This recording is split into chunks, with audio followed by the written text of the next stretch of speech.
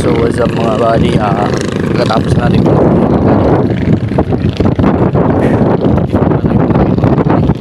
para iwasan yung ng katawan mga kabady. Ang tinakbog na natin yun mga kabady is 5 km lang, kasi pang warm up lang naman ang katawan para hindi ba ako mga kabady. Kung mag-50 man tayo di tayo maniba mga kabady. Masiguro pa rin natin na may pasa yung 50 natin mga kabady.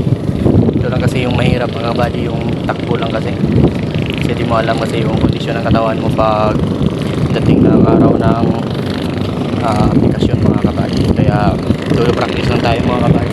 Kung may free time lang kayo mag-practice mga kabady, siguro naman may free time naman kayo kahit 30 minutes lang, malayo na yung maabot yung mga kabady. So yun lang, sa